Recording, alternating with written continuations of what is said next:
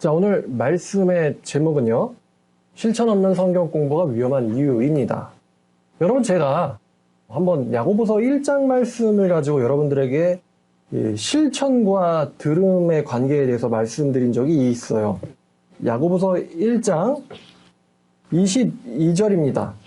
자, 1장 22절에 너희는 말씀을 행하는 자가 되고 듣기만 하여서 자신을 속이는 자가 되지 말라 라는 구절을 배운 적이 있죠.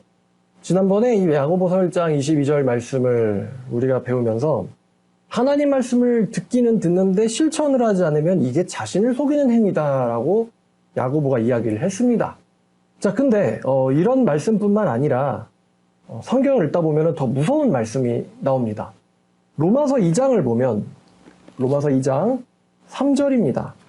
자, 이런 일을 행하는 자를 판단하고도 같은 일을 행하는 사람아, 이런 일을 행하는 자들을 판단하고도 같은 일을 행하는 사람이라는 것은 한마디로 하면 이제 위선자가 되겠죠. 잘못된 것을 하면서도 거기에 대한 지식은 있는 경우예요. 그러니까 지식은 있는데 그게 실천으로 적용되지가 않은 경우죠. 네가 하나님의 심판을 피할 줄로 생각하느냐. 전 이 말씀을 읽을 때 굉장히 좀 찔리기도 하고 무서웠거든요. 혹 네가 하나님의 인자하심이 너를 인도하여 회개케 하심을 알지 못하여 그의 인자하심과 용납하심과 길이 참으심의 풍성함을 멸시하는 것이냐. 그러니까 지금 위선적인 삶을 살고 있는데 그 위선적인 삶을 살고 있다는 것을 본인도 알고 있습니다. 본인도 알고 있으니까 이제 양심의 가책이 느껴지는데 뭔가 일어나야 되는데 뭔가 일어나지 않고 있어요. 그래서 하나님께서 나는 봐주시나 보다라고 생각을 하고 있는데 바울이 이렇게 말합니다. 그게 하나님이 너를 회개케 하기 위해서 인내하고 계시다는 것을 지금 알지 못하고 하나님의 인내를 시험하고 있는 것이냐, 하나님의 참음을 시험하고 있는 것이냐라고 바울이 묻습니다. 다만 네가 네 고집과 회개하지 않은 마음을 따라서, 고집과 회개하지 않는 마음, 그러니까 고집과 회개하지 않는 마음이라는 것도 알고 있는데 바뀌지가 않은 거예요. 고집과 회개하지 않는 마음에 따라서 진노의 날 곧 하나님의 심판이 많은 그날에 너에게 임할 하나님의 진노를 네 위에 쌓고 있는도다. 쌓고 있다라고 합니다. 여러분, 위에다 쌓고 있다라는 것은요, 이게 떨어지기 전까지는 쌓이는 느낌이 안 듭니다. 그런데 많이 쌓이면 쌓일수록 떨어질 때 한 번의 참사가 굉장히 큰 거죠. 예를 들어서 건물을 지을 때 1, 2층 정도를 올리다가 무너져, 요즘에 무너지면 가끔씩 아파트 무너지잖아요. 짓다 말고. 좀 심각한 일입니다만 1, 2층을 올리는데 무너지는 게 아니고 무슨 무슨 센터처럼 몇십 층, 100층 이렇게 올리는데 무너졌다고 생각해보세요. 그러면 1, 2층 올리다 무너졌을 때랑은 이게 정말 비교가 안 되겠죠, 참사가. 근데 무너지기 직전까지는 모르다가 와르르 할 때 이제 그때 그게 심판의 날이거든요. 그러니까 하나님의 참음이 이런 일을 해도 괜찮네? 이런 일이 괜찮네? 그러면서 그런 일을 계속 하고 살아온 거예요. 근데 사실은 하나님의 진노가 그 사람 머리 위에 하나님이 인내하신 만큼 차곡차곡 쌓여서 올라오고 있었던 것입니다. 그래서 바울은 진노를 쌓고 있다라는 표현을 씁니다.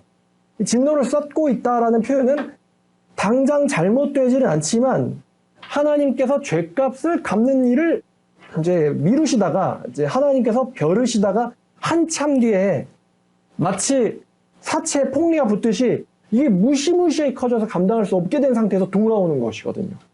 자, 근데 이런 말씀이 성경에 꽤 자주 반복돼서 나옵니다.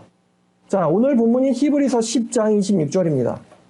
자, 히브리서 10장 26절을 보면 사실 이쪽 계열의 가장 무서운 말씀이 아닌가 싶습니다.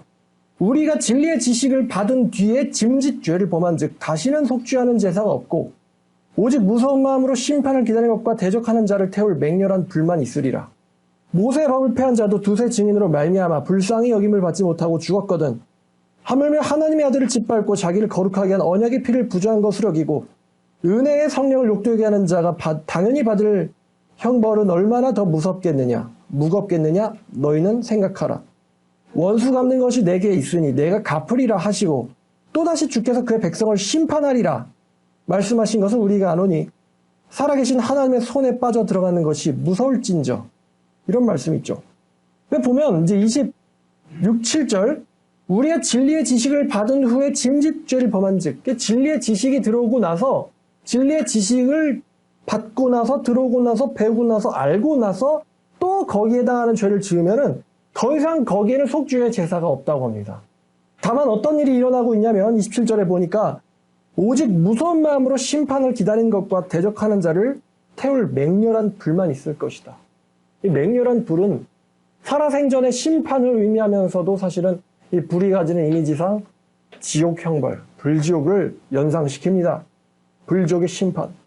그러니까 지식이 들어왔는데 죄를 범하면 더 이상의 자비가 존재하지 않고 두려운 마음으로 심판만 기다리는 것이 남아있다. 라고 히브리서 저자는 말합니다.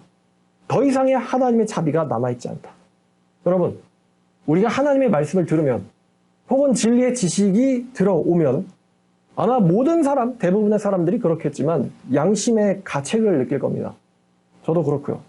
자, 그러면 인간은 양심의 가책을 느끼면요, 이것을 해소해야 하거든요. 이것을 해소하기 위한 둘 중에 한 가지 방법으로 움직이기 시작합니다. 자, 첫 번째는 양심의 가책을 해소하기 위해서 실천하는 사람으로 변하는 방법입니다. 이게 바로 이제 정직한 방식이죠. 로마서 1장을 보시면 제가 경험한 거예요.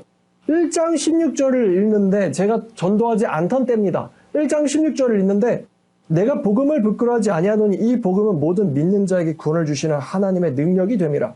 먼저 유대인에게요, 그리고 헬라인에게로다.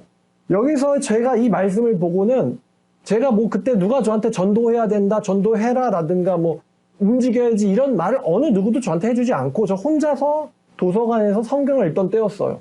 근데 이 말씀을 읽고는 저는 갑자기 찔렸습니다. 왜 찔렸냐면은 어디선가 무의식적으로 내가 믿는 사람이라는 것을 드러내는 것에 대해서 부담감을 느끼고 있고 부담감을 느끼고 있었는데 이 말씀은 그 부담감의 정체가 사실은 하나님의 말씀을 부끄러워하고 있는 것이라는 어떤 제 숨은 제가 보지 못한 속마음을 드러내주는 것 같았어요. 이 말씀을 읽는데 이거를 그냥 도무지 넘어가지를 못하겠는 거예요. 못 본 척하고 이 말씀을. 그런 상태에서 또 성경을 읽다가 어떤 말씀이 걸렸는데 누가복음 9장 26절입니다. 이 바울의 말씀보다 조금 더 적나라한 구절입니다. 누가복음 9장 26절. 사실은 이게 이제 23절부터 쭉 이어지거든요. 예수께서 우리에게 이르시되 누구든지 나를 따라오려거든 자기를 부인하고 날마다 자기 십자가를 지고 나를 따를 것이니라. 자기를 부인하라라는 것은 예수님을 따라가는 데 있어서 뒤따라오는 반대적인 감정들이에요. 이것들을 외면하라. 자신의 부정적인 감정을 외면하고 또 자기 십자가라는 건 다들 예수님을 전심으로 따르지 못할 자기의 사정은 다 있는 법이거든요. 누구는 뭐 발에 물집이 생겼어요. 누구는 집안에 무슨 일이 생겼어요. 누구는 몸이 어때요. 누구는 일을 해야 돼요. 다들 예수님을 위해서 올인하기에는 뭔가 사정이 있습니다만 예수님은 그게 자기 십자가인데 그걸 지고 나를 따르라라고 얘기하십니다. 그 다음 구절은 누구든지 자기 목숨을 구원하고자 하면 잃을 것이며 나를 위하여 자기 목숨을 잃는 자는 구원할 것이다. 라는 기독교의 역설에 해당하죠. 만약에 사람이 온천하를 얻고도 자기를 잃든지 빼앗기면 무엇이 일하리요? 그렇게 지상에서 네 몸 하다가 영생을 잃으면 그게 무슨 유익이 있겠느냐? 그 다음에 나오는 구절이 이것입니다. 그러니까 이제 예수님 말씀을 쭉 보면 뉘앙스는 결국에는 양자택일 중에 하나를 해야 된다는 거예요. 그 다음 말씀이 누구든지, 이건 사실 앞에 있는 구절들의 어떻게 보면 적용이거든요. 나와 내 말을 부끄러워하면 임자도 자기의 아버지의 천사들의 영광을 올 때 그 사람을 부끄러워할 것이다. 그러니까 이제 이 말씀이 아까 로마서 1장 16절 말씀이랑 같이 컴바인, 융합돼가지고 감정을 완전 마음을 쑤시고 찌르는 거예요. 예수님 말씀이 내 말을 부끄러워하면, 근데 여기 또 단어가 있잖아요. 나와 내 말. 예수님과 예수님의 말씀을 따로 떼놓을 수가 없어요. 나와 내 말을 부끄러워하는 자는 내가 아버지의 천사들 앞에서 그 자를 부끄러워하겠다. 나와 내 말을 모른 척한다면 나도 그 사람을 모른 척할 것이다. 사실 뭐 지옥 간다는 이야기를 돌려서 하고 계신 건데, 그럼 여러분 우리에게 있어서 이제 우리가 내가 크리스찬이라는 것을 드러내는 거, 이거를 뭐 거창하게 말하면 전도가 되겠고요.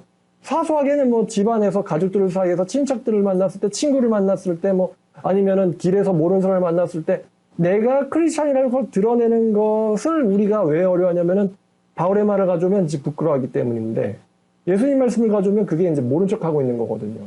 나와 내 말을 부끄러워한다는 거. 근데 예수님은 그래, 세상은 나를 미워하니까 세상 사람들 속에서 섞여 사는 네가 신앙심 유지하는 게 얼마나 힘들었니? 모른 척한 것을 내가 이해해 줄게 라고 예수님께서 말씀하시는 게 아니고 그건 곧 나를 부끄러워한 것이다. 그리고 나도 그 자를 모른 척하겠다 라고 말씀하세요. 자, 이런 말씀을 제가요, 전도 누가 저한테 해야 된다 하라 이런 말 전 제가 스스로 하기 시작한 거지 누가 저한테 주입해서 하기 시작한 게 아닙니다. 절대로. 근데 이런 말씀을 듣는데 마음이 막 쿡쿡 찔리는 거예요. 제 간증 처음에 들어보신 분들이 아시겠지만 그 전까지는 그냥 껍데기 크리스찬으로 살다가 십자가 강도 우편을 인생의 롤모델로 생각하면서 살다가 그러다 이제 인생 완전 망하고 정말 죽을 뻔하고 죽음의 문턱에서 야, 정말 내가 큰일 날 뻔했었구나. 지옥 갈 뻔했구나. 그리고서 이제 새로운 마음으로 다시 살아야겠다. 라고 이제 결심을 하고 왔는데 바로 또 결심한 지 얼마 되지도 않아서 이런 말씀이 떡떡 걸리는 거예요. 예전 같으면 그냥 넘어갔겠죠. 예전 같으면. 근데 전 이 로마서의 바울의 말이나 예수님의 말씀이나 이게 마치 저한테 하시는 말씀 같아서 이걸 이번에도 넘어갈 거냐.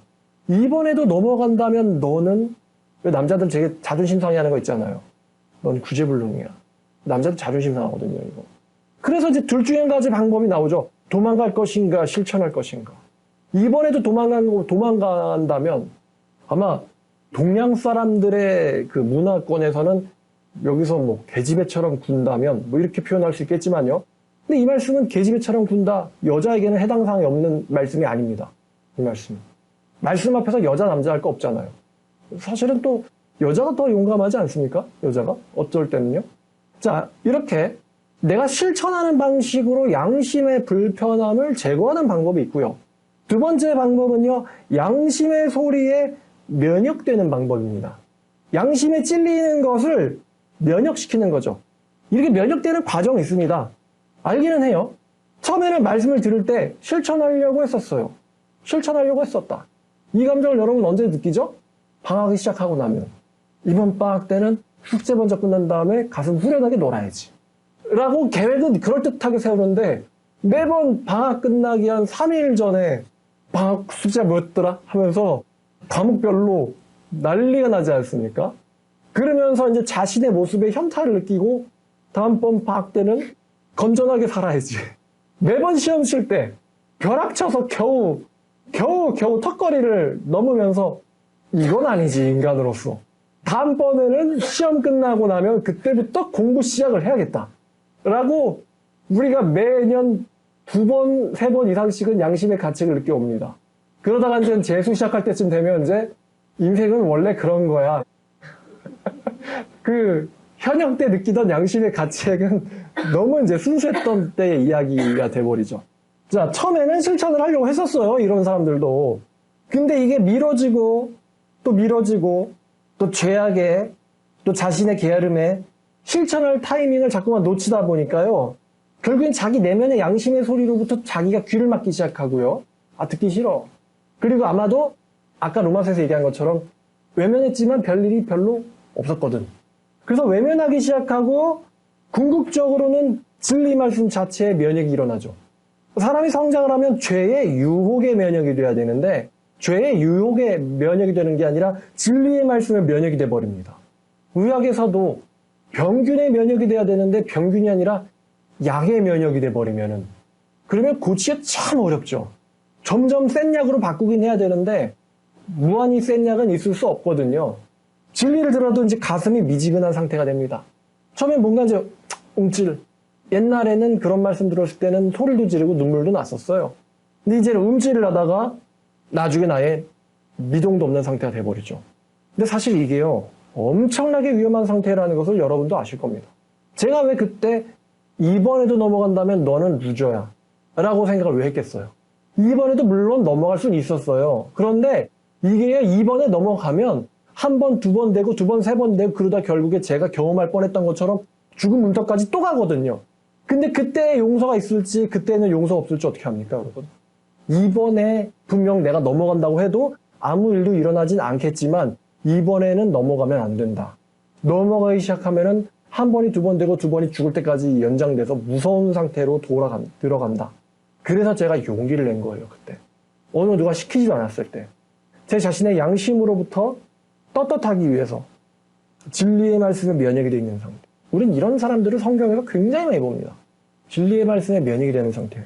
여태까지 우리가 성경 읽은 데서 뭐 사사기에서 아니면 열왕기 상하에서 아니면 뭐 예레미야에서 아니면 이사야에서 에스겔에서 진리의 말씀에 면역이 된 인간들이 굉장히 많이 등장합니다, 여러분. 예수님 때는 없었나요? 예수님 때에도 백성들이 예수님의 말씀을 듣고는 깜짝 놀랐다라는 말이 자주 나오죠. 근데 깜짝 놀랐으면 행동을 해야 되잖아요. 예수님 나중에 그들에게 말씀을 주십니까? 나중에는 그들에게 말씀을 주시지 않는 단계에 들어가세요. 대표적인 인물이 있는데 바로 이 사울이라는 왕입니다. 여러분, 사울이 어떤 사람이죠? 간단히 사울을 요약하면 무죄한 영웅인 다윗을 자기의 어떤 자존감과 질투심 때문에 평생 쫓아다니다가 인생 허송세월 낭비하고 나중에는 성직자들을 죽이고 마지막엔 정신병 걸립니다.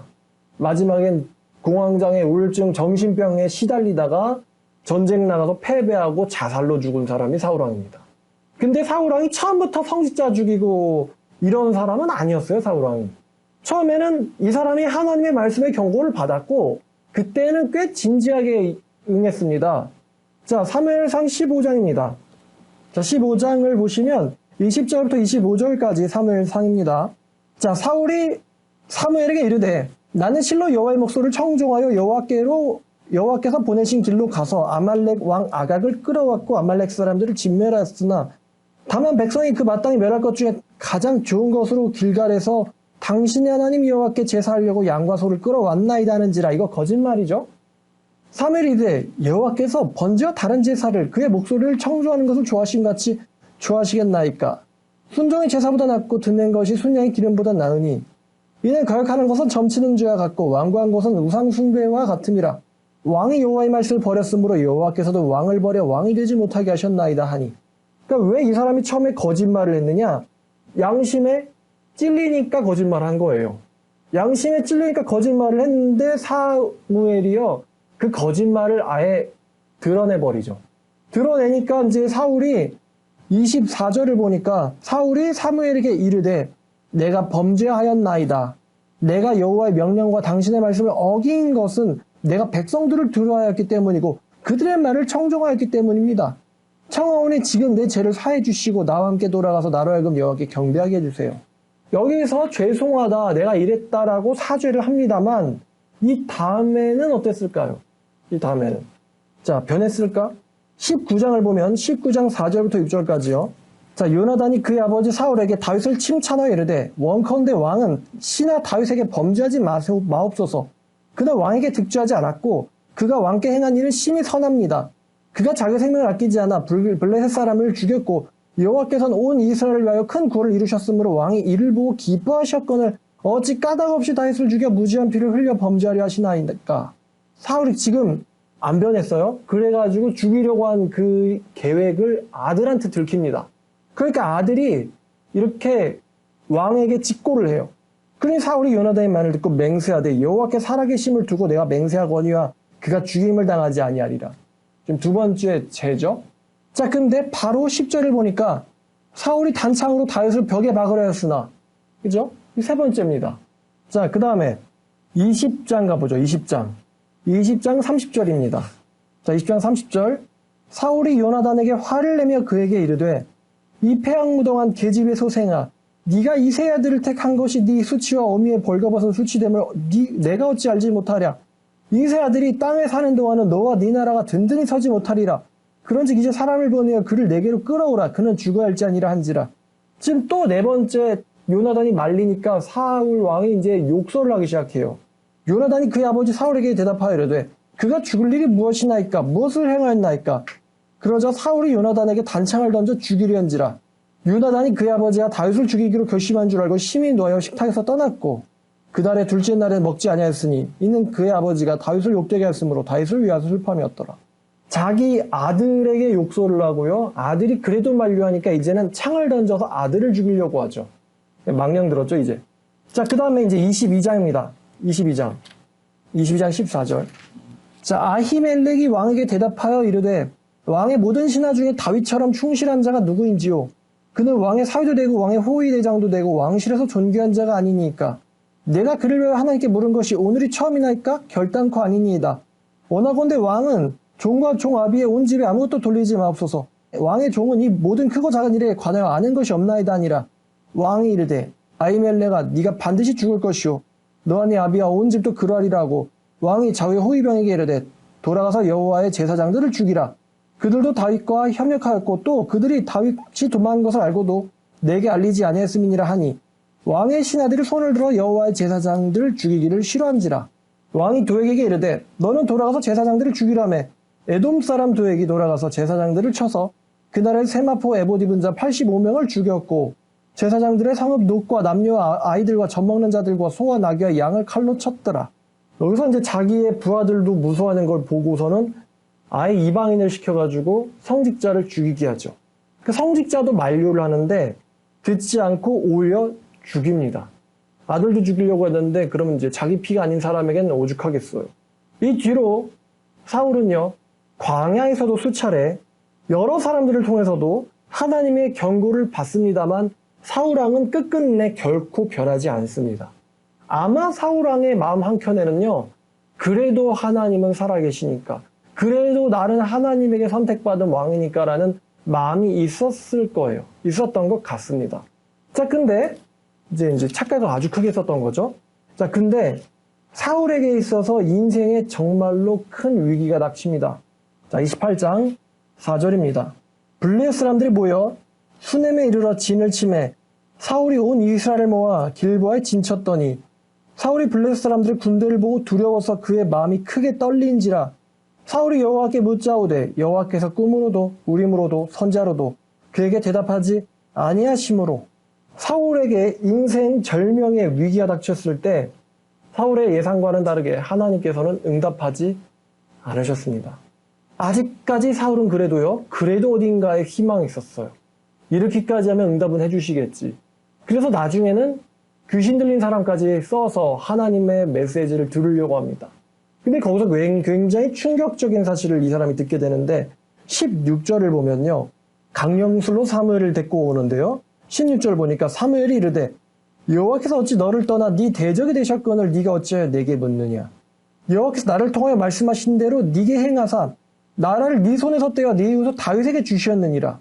지금 여기서 이 사무엘이 정말 진짜 사무엘일까 아니면 마귀가 사무엘로 가장한 것일까 뭐 이런 이야기를 할 수 있겠지만 뭐가 되든 지금 중요하진 않습니다. 중요한 것은 설령 마귀였다고 해도요. 자, 18절 네가 여호와의 목소리를 순종하지 않았고 그의 진노를 아말렉에 쏟지 아니했으므로 여호와께서 오늘 이 일을 네게 행하였고. 언제적 이야기가 나오냐면은 제일 처음에 사울에게 사무엘이 경고했었을 당시의 이야기가 나옵니다. 그때부터 지금까지 네가 여호와에게 순종하지 않았다. 여호와께서 이스라엘을 너와 함께 블레셋 사람들의 손에 넘기실 굉장히 무서운 이야기가 나오죠. 너만이 아니야. 하나님은 너와 함께한 모든 사람을 죽이시기로 결정하셨다. 넘기시리니 내일 너와 네 아들들이 나와 함께 있으리라. 여호와께서 또 이스라엘 군대를 블레셋 사람들의 손에 넘기실라 하는지라. 사울이 갑자기 땅에 완전히 엎드려지니 이는 사무엘의 말로 말미암아 심히 두려움이요 또 그의 기력이 다하였으니 이는 그가 하룻밤낮을 음식을 먹지 못하였음이라. 자기가요 하나님에게 사실은 완전히 버림받은 사람이었다는 것을 다시 한번 깨닫고, 다시 한번이라는 건 처음에는 알긴 했는데 그거를 그냥 넘어갔어요. 양심의 소리를. 다시 한번 완전히 깨닫고는 자아가 붕괴하게 되죠. 그리고 드디어 심판의 날 31장입니다. 31장 2절부터 5절까지. 블레셋 사람들이 사울과 그의 아들들을 추격하여 사울의 아들 요나단과 아비나답과 말기수아를 죽이니라. 사울이 패전하며 활 쏘는 자가 따라잡으니 사울이 그 활 쏘는 자에게 중상을 입은지라. 그가 무기를 든 자에게 이르되 네 칼을 빼어 그것으로 나를 찌르라. 할례 받지 않은 자들이 와서 나를 찌르고 모욕할까 두려워하노라니. 무기 든 자가 심히 두려워하여 감히 행하지 아니하는지라. 이에 사울이 자기 칼을 뽑아 그 위에 엎드려지매 무기 든 자가 사울의 중을 보고 자기도 자기 칼 위에 엎드려져 그와 함께 죽으니라. 보면 심판의 날이 드디어 왔는데요. 이날 아들이 죽었고 전쟁에서 패하고 자살로 생을 마칩니다. 장군으로서 왕으로서 명예로운 죽음조차도 허락되지 못하고 자살로 인생이 끝납니다. 사울에겐 분명히 처음에 회개할 기회가 있었습니다. 근데 사울은요, 이 처음 회개할 기회를 놓쳐버렸어요. 그리고 그 뒤로는 양심의 소리로부터 계속 마비가 오더니만 결국에는 진리에 이제 완전히 면역이 돼버립니다. 면역이 돼버렸고 결국에는 하나님께 버림받은 사람이라는 거를 완전히 깨닫고 자살하게 됩니다. 여러분, 이게 무슨 이야기죠? 간단히 심플하게 아말렉 때 이야기로 돌아가면 진리를 알고도 외면한 자들에게 임하는 무시무시한 인생의 최후입니다. 하나님의 버리심과 멸망, 최후.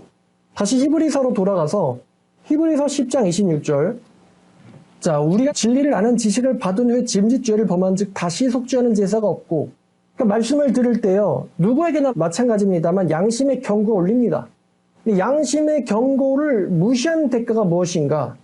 오직 무서운 마음으로 심판을 기다리는 것과 대적하는 자를 태울 맹렬한 불만이 있으리라. 어떤 대가가 기다리고 있냐면 다시는 용서가 있지 않고 무서운 마음으로 떨면서 사는 것과 하나님께 버림받은 여생과 오게 될 심판의 그날뿐이다. 방금 예로 들었던 사울에게 정말 딱 들어맞는 이야기죠. 여호와께 순종해야 돼 라는 말을 알고는 있었어요. 사울이. 한번 무시했다가 사무엘 선지자가 무시무시한 경고를 주죠. 하나님이 당신을 버렸다. 근데 이것에 대해서 사울은 우습게 생각했단 말이에요. 진짜로 정말 절 버렸다고요? 하면은 그 다음에 행동이 어때야 돼요? 바뀌어야 되죠. 하나님이 안 만나주셔도 내가 만나주실 때까지 기다리겠습니다라고 무릎 꿇고 기다리는 심정으로 바뀐 인생을 살아야 되지 않습니까? 근데 성경은 우리에게 무엇을 보여주죠? 요나단이 드러내고 또 드러내고 또 신하들이 드러내고 성직자가 드러내고 심지어 살인이라는 죄를 저질러서라도 사울이 잘못 가고 있다는 것을 계속해서 드러냅니다. 근데 이게 드러낸다는 거지만 사실 또 반대로 말하면 하나님이 그만큼 기회를 주셨다는 말이기도 해요. 나중에는 다윗이 자기의 무기를 자는 자기에게서 가져가죠. 맘만 먹으면 넌 죽은 목숨이야 라는 거를 알죠. 근데도 변하지 않습니다. 하나님에게 버림받은 여생을 사는 거. 이게 사실 죽는 게 낫지 싶을 정도의 고통의 시간일 것 같아요. 여러분, 거의 대부분의 모든 인간들이 자신은 하나님한테 버림받지 않았다라고 생각하면서 살죠, 사실. 만약에 하나님이 나타나셔가지고 무시무시한 일을 보여주신다거나 엄청난 실패를 경험하게 해주신다거나 거의 자살하기 직전까지 어떤 정신병을 겪게 해주신다거나 해서 내가 잘못하고 있구나라는 거를 뼈저리게 깨닫게 해주신다면요. 그 사람들은 그 이후에 더 이상 그렇게 살지 않겠죠. 근데 믿는다는 사람이고 안 믿는다는 사람이고요. 그래도 내가 끝은 잘 되지 않겠어? 라는 이상한 근거 없는 자신감을 가지고서는 인생을 무의미하고 방탕하게 살지 않습니까? 안 믿는 사람들은 어렴풋 알고 살고요. 믿는 사람들은 알긴 아는데 이상하네. 알긴 아는데 실제로 그러시게 하겠어? 심판하시는 하나님 듣긴 하지. 원수 갚으시는 하나님 듣긴 하죠. 말씀에 있잖아요. 원수 갚는 게 4개 있다. 원수를 용서해라. 알긴 합니다만 에이 정말 나에게 원수를 갚으실까? 하나님은 안 계시든가 사랑이시겠지. 둘 중에 하나. 안 계시든가 사랑이시겠지. 그러면서 교회를 다니지 않습니까? 근데 이 하나님에게 버림받은 인생 그리고 오게 될 심판의 언젠가의 그날은 반드시 온다고 히브리서 저자가 이야기하고 있어요. 제가 아마 이 사울왕 설교를 할 때요. 사울왕이 하나님에게 버림받았다라는 것을 죽기 하루 전에 알거든요. 죽기 바로 직전에 알아버려도 그렇지만 죽기 전날에 알려주시는데 그때는 이제 사울왕의 자아가 붕괴돼 버립니다. 자아가 붕괴돼 가지고요. 이때는요 더 이상 철저한 회개가 일어나지 못합니다, 여러분. 이 사람이 하나님께 버림받았다라는 걸 깨닫는 시점과 죽은 시점은 꽤 시간적 차이가 있어요. 우리는 그렇게 생각하잖아요. 그쯤 되면 회개하면 되지. 이렇게 살다가 무슨 큰일 닥치면은 회개하면 될 거야. 굳이 상상하면은 차에 사고가 나가지고 이게 사망사고가 될 급인데 사망하기 한 몇 초 정도의 회개할 기회는 있지 않겠어? 이런 극단적인 생각까지 해가면서도 안 하고 버티는데요. 막상 하나님의 심판의 날이 오게 되면요. 회개할 만한 정신상태가 아니게 됩니다. 회개할 만한 정신상태가 아니게 됩니다. 제가 최근에 안타깝게 다시 한번 상기하고 있는 사람이긴 합니다만 구하라 씨, 연예인.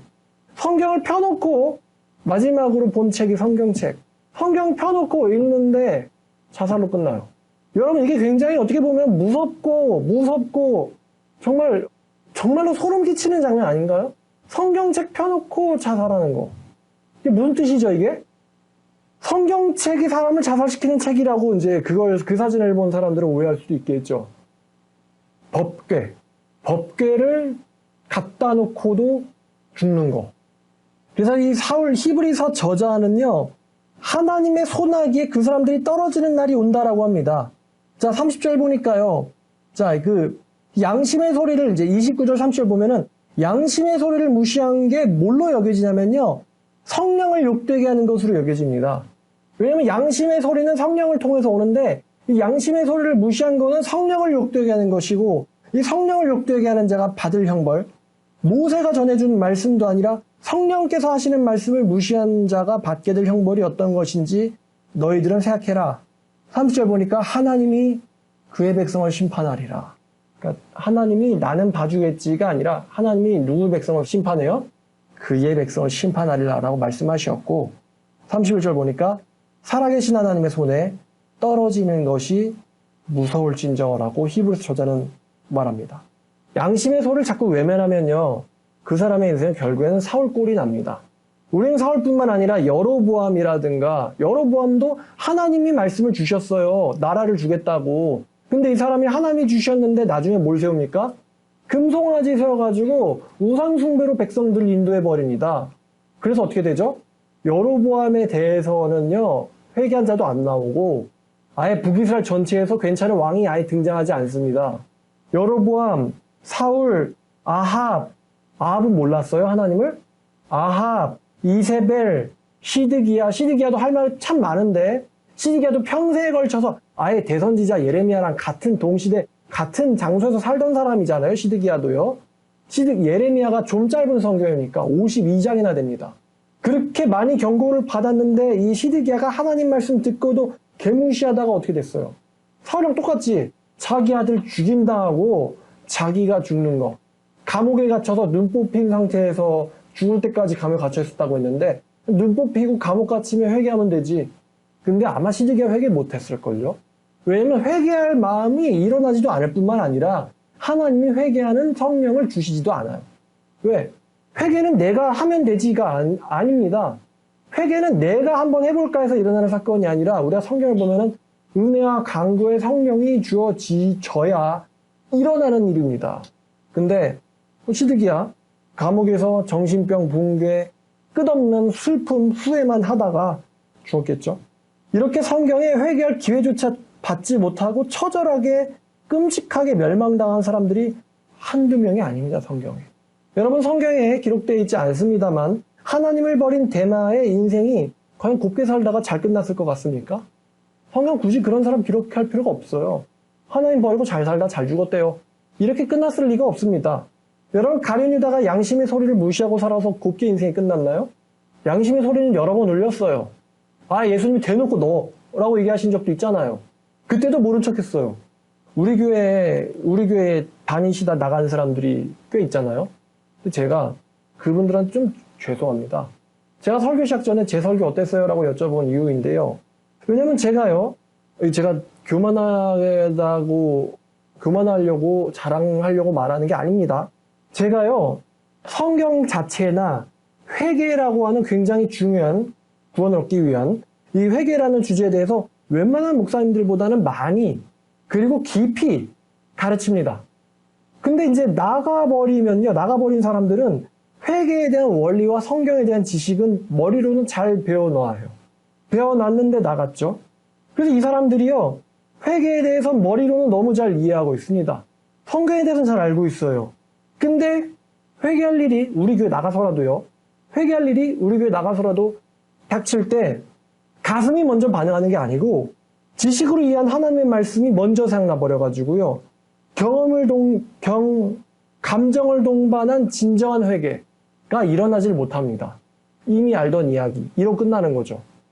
여기서 잘 배워서 나갔기 때문에 나가게 된 이유가 촉발됐을 때 나가게 만든 그 이유가 나간 뒤에 커져가지고 야 이렇게 살면 안 되겠구나라는 일이 닥쳤을 때요. 그때 나가서라도 진정한 회개를 하면 좋은데 그때 진정한 회개를 못한단 말이에요. 왜냐면은 진정한 회개가 일어나려면 지정의 감정이 먼저 동반돼야 되거든요.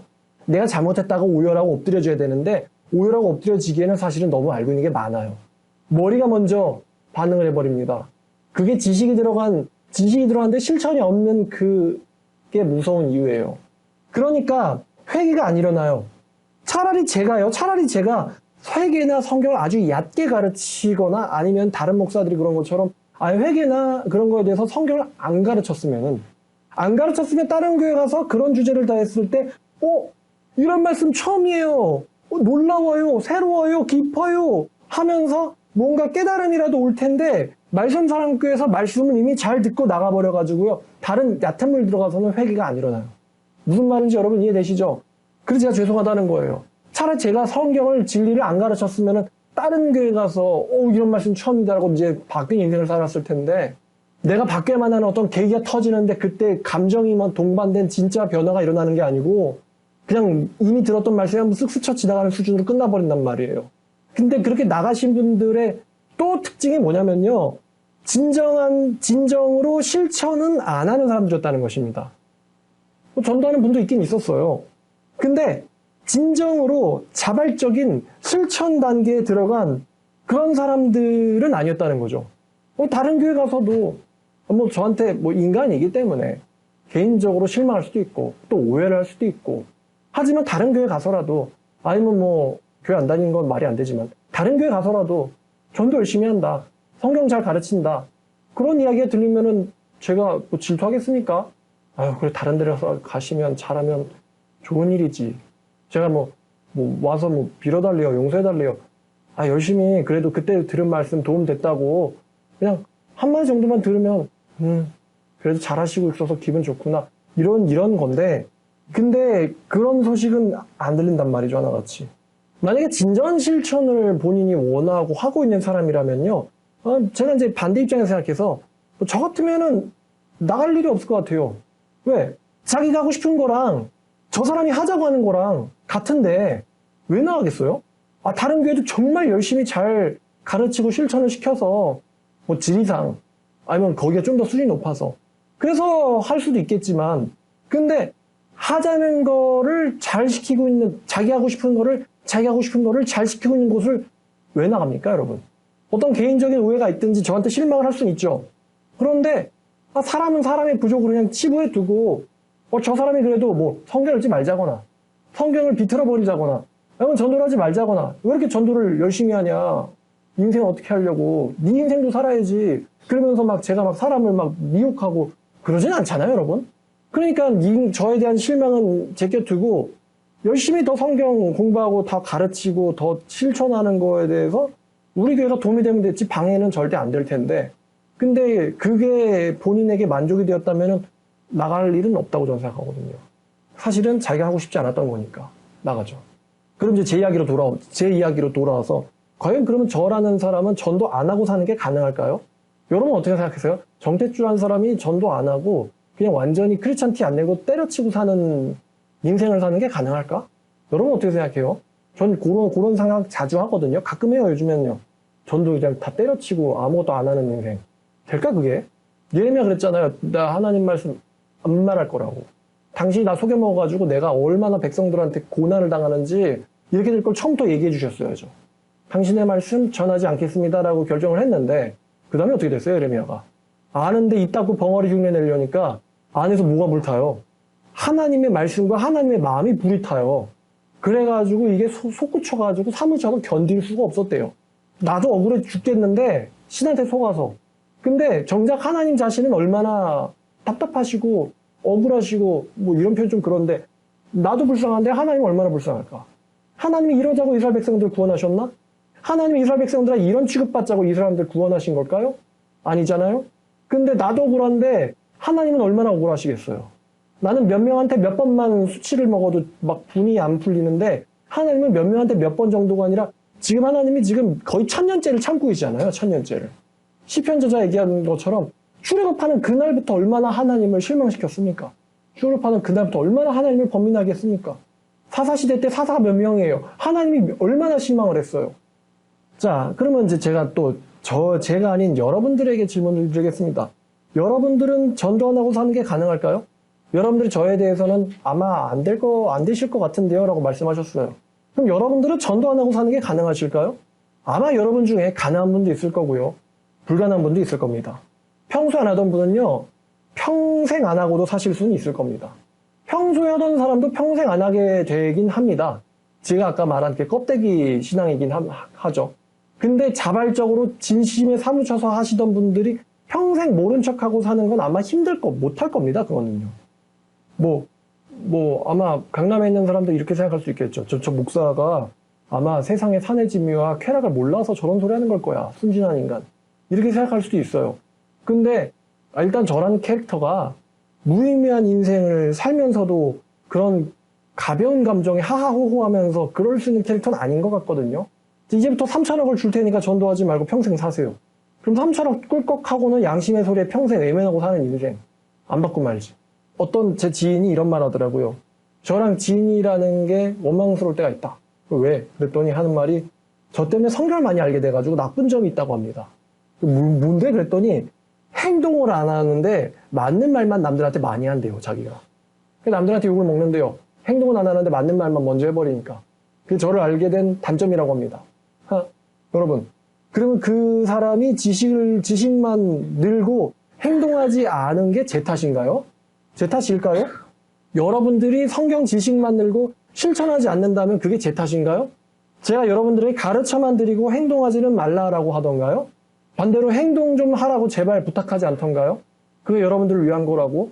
제가 속 시원하게 다 까발려가지고, 우리 교회 경제적인 어떤 그런 아니면 쪽수 구독자 이런 거 유익 필요 없으니까. 알고 실천한 인생 살면 누가 복 받아요? 여러분 복 받는다. 당장은 좀 손해보는 것 같겠지. 안 하는 사람들보다는. 근데 궁극적으로는 그 사람이 복 받는다. 하나님이 은밀하게 숨어보시다가 나중에 누르고 흔들어서 넘치도록 되돌려 준다라는 말씀도 가르쳐 드리고, 결국에는 양심에 떳떳한 인생 살면 여러분들이 복 받는다. 지금 당장은 손해보는 것 같죠? 즐겨야 되는 거, 남들 다 가서 마트 가서 가족끼리 카페도 가고 다들 그러고 살잖아요. 근데 그럴 시간에 나는 전도하고, 나는 가족들이랑 같이 전도하고, 여러분 잘 봐요. 말씀 알고도 실천하지 않는 가정과 말씀을 알고는 실천하는 가정과, 당장은요 실천 안 하는 게 좀 더 재밌을 수는 있겠죠. 당장은 남들 하는 거 다 해야지, 안 하는 내가 손해 같으니까. 근데 조금 멀리 보면요, 알고도 실천하고 알고도 실천하지 않는 거를 누가 아냐? 제일 먼저는 지가 제일 잘 알고요. 그 다음에 지 마누라, 남편이 그 다음으로 잘 알고요. 그 다음엔요, 영리하게도요, 자식들이 그걸 꿰뚫어 봅니다. 이렇게까지 자식들이 입으로는 말 안 하지만 속으로는 알아요. 위선자라고 하는 걸, 자기 부모가. 그럼 그 자식 새끼가 커서 어떻게 될 것 같아요? 왜? 이게 제가 앞으로 설교할 내용인데요. 왜 한국 사회가 이따위가 됐다고 생각하죠? 기독교 1000만 명이라는데 자살은 왜 하루에 42명씩 합니까? 무엇이 우리 젊은 아이들을 낙심시키고 절망을 만났을 때 극복하지 못하게, 그렇게 쾌락이니 마약이니 그런 거에 왜 이렇게 애들이 무기력하게 넘어가게 돼버렸죠? 딱 그냥 까놓고 말해서 성경 피고 자살하는 애들을 누가 만들어냈냐고요. 걔네들이 왜 그런 삶을 살아야 됐냐고요. 살게 됐냐고요. 누구한테서 그 인생을 배웠을까요? 적당한 뭔가 남들이 쫓아갈 만한 상황에서 그것을 취하고 하나님과는 적당히 거리두고 타협하고 사는 거.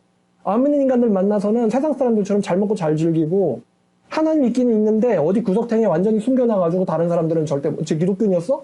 그런 인생을 걔가 살아가서 결국에는 사울왕처럼 자살하게 만드는, 그거 어디서 누구한테 보고 배웠을까요, 여러분?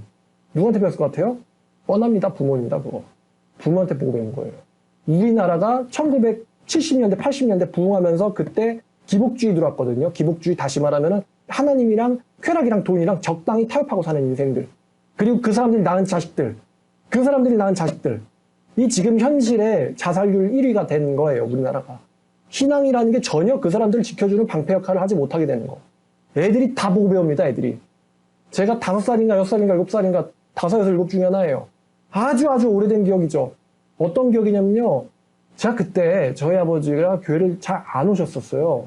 전 엄마랑 교회 다녔습니다. 근데 제가 그때 뇌리 어떤 기억이 있냐면요. 그때 제가 5살, 그리고 엄마랑 5살짜리 애죠. 근데 그때 저희 엄마가 어떻게 하셨는지 알아요? 저 놀이터에서 놀게 하시고 놀이터에 있는 애들을 전도하셨어요. 제가 참 희한하게도 그게 기억에 딱 있습니다. 혼자 놀이터에 놀고 있고 엄마는 다른 애들한테 가서 전도하고 있는 거가 기억이 남아있어요. 30년도 넘은 기억이죠, 그게. 그게 머릿속에 남아있단 말이에요. 요즘에 애가 있어서 전도를, 옛날 엄마들은 분명히 애기 뒤에 어부바이 놓고 했을걸요, 옛날 엄마들은.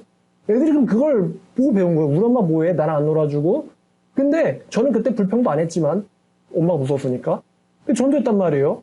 나름 지혜였겠죠. 니는 여기서 놀고 있어. 내 시선이 닿는 곳에서. 그리고 자기는 거기에 있는 다른 애들을 전도하고 있는 거예요. 우리 엄마는 그런 인생 산 사람이야. 그러니까 나도 양심에는 솔직해져야 돼. 여러분, 이게 이렇게 양심에 솔직한 인생을 사는 게 당장은 남들보단 손해보는 것 같은데 궁극적으로는요, 이게 언젠가 죽을 사람, 죽을 가정 한번 살려냅니다, 이게.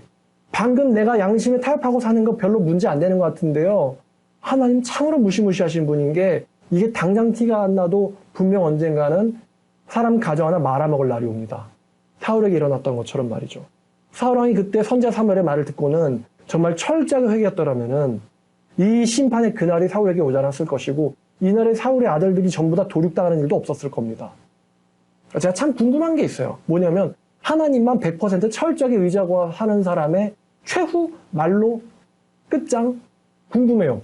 하나님을 끝까지 의지하던 사람의 최후와 말로가 어떤가? 우리는 그렇게 될까봐 하나님을 의지하지 못하잖아요. 그런 최후가 올까봐 내가 미리 지레 겁부터 먹고는 적당히 타협 먼저 하기 시작하잖아요. 근데 전 반대로 완전히 하나님만 의지하던 여러분 보면은 운전자가 개를 버리고는 갑니다. 근데 걔가 그 자기가 버림받은 거를 알고도 그 차를 막 쫓아가요.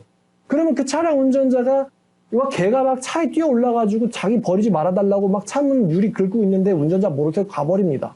그리고 그게 이제 뒷 운전자한테 찍혀가지고 영상 올라오는데 아니 걔가 무슨 문제를 일으켜도 저런 개를 버리다니. 걔는 아무리 짓궂는다 해도 자기 주인을 배신할 줄 모르는데 금수만도 못하구나. 너무 가슴이 아프다. 근데 과연 하나님도 그럴까?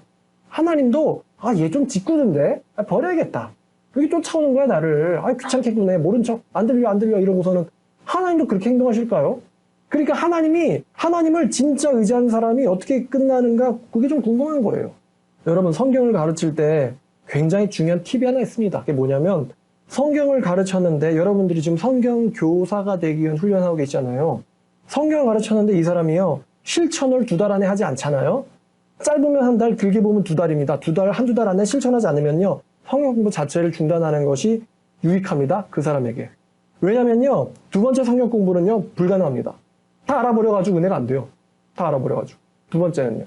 여러분 처음만 가르쳐주다가 얘가 안 변해? 그러면 자르고 지금은 들을 귀가 열린 상태 아닌 것 같으니까 다음번을 기약해보자. 그럼 그 사람은 끊지 말아달라고 해도 그게 약속한 것 같지만 끊어내야 돼요. 그래야지 나중에 다시 배우고 싶으면 다시 가르치고 그때 다시 은혜가 되더라도 다 가르쳐버리면 나중에 다시 배우고 싶을 일이 없어요. 그냥 머리는 다 알아버렸거든. 제가 직접 경험한 겁니다. 처음에 공부할 때나 은혜되고 새롭지요. 두 번째 공부할 때는요. 새롭지도 은혜되지도 않고 지겹다고 하는 것을 저도 알고 걔도 압니다. 여러분 중요하고 당연한 말을 듣는데 그게 새롭지 않고 지겨워하고 있다면요. 사실 하나님한테 저주받은 상황인 거죠 지금. 하나님한테 저주받고 버림당한 상황인 거예요. 실제로 성경 공부를요. 저랑 같이 두 번째를 하다가 관둔 사람들이 있습니다. 꽤. 근데 왜 관두게 되냐면요. 가르칠 때요. 처음 본명 가르쳤을 때 얘가 이런 느낌이 아니었거든요. 근데 똑같은 말씀을 두 번째 가르치니까요. 처음에 받았던 그 감동의 반도 안 일어나요. 처음이 100이었다고 하면 지금 느끼는 거는 20%도 안 된다는 거를 걔도 느끼고 저도 느낍니다. 그런 사람들 우리 교회에 또 나오지도 못해요. 왜? 그러면 성경 공부해야 되는데 성경 공부할 때 은혜 받은 척 연기하는 게 어색하거든요. 연기가 어색해. 처음에 배울 때나 은혜가 된다고 느꼈는데 두 번째 배울 때는 서로 지겨워하는 걸 느끼고 있는데 제가 봐도 성경 배우는 걸 지겨워하고 있다는 게 보이는데 그런 사람들이 왜 없었겠어요. 제가 영상만 1000개 넘게 올리고 2014년 그 이전부터 계속 설교를 해왔는데 저는 그때나 지금나 제 어떤 신앙의 색깔은 한결같았어요. 근데 그런 사람들이 왜 없겠습니까? 나갔다 못 들어오는 사람들. 많았습니다. 그런 사람들 굉장히 많았고요. 그렇기 때문에 제가 말할 수 있지만 여기서도 얼마든지 있을 수 있습니다. 제가 나가서 그분들이 나간다고 제가 원망하고 저주하지 절대로 않아요. 그분들이 하나님께로 돌아오기를 저는 바랍니다. 꼭 우리 교회 안 나도 되고요. 하나님 앞에서 떳떳한 삶을 살고 있다는 거를 볼 수 있다면 전 만족할 것 같아요. 근데 그렇게 되기를 간절히 바라도 그런 일이 일어나지 않는다는 거예요. 그게 양심의 소리를 외면한 자의 최후입니다. 자, 마지막으로 히브리서 6장 4절부터 8절까지 읽고 마치겠습니다. 한번 빛을 받고 하늘의 은사를 맛보고 성령에 참여한 바 되고 하나님의 선한 말씀과 내세의 능력을 맛보고도 타락한 자들은 다시는 새롭게 하여 회개하게 할 수 없나니 이는 그런 자들이 하나님의 아들을 다시 십자가에 못 박아 드러내놓고 욕되게 함이라. 땅이 그 위에 자주 내리는 비를 흡수하여 밭가는 자들이 쓰기 합당한 채소를 내면 하나님께 복을 받지만 만일 가시 엉겅퀴를 내면 버림을 당하고 저주함에 가까워 그 끝은 불사름이 되리라. 기도하겠습니다. 하나님 아버지, 실천이 결여된 성경 공부의 위험성이란 제목으로 우리의 말씀을 나눴습니다. 말씀을 배울수록 양심의 가책도 많아지고 또 알게 되는 것도 많아집니다만 그에 걸맞는 책임이 우리에게 요구됩니다. 아버지, 부디 바라옵는 것은 우리의 양심이 하나님의 말씀, 하나님 앞에서 순수하게 반응할 수 있도록 도와주시옵소서. 물론 말씀대로 사는 거 절대로 쉽지 않다는 것을 우리 모두가 또 주님도 아십니다만 아버지, 강아지의 주인을 향한 그 반응처럼 혹은 갓난아기의 엄마를 향한 반응처럼 그 작은 손짓 발짓 하나 주님께서 보시고 친히 오셔서 끌어안아 주실 것을 믿습니다. 주님, 저희의 이 작은 용기, 작은 첫걸음 주님께서 분명히 기다리고 계실 것인데 아버지, 저희가 용기 내어 지켜보는 아버지 앞에서 첫 발 떼는 저희가 되게 하여 주시옵소서. 예수님 이름으로 기도드렸습니다.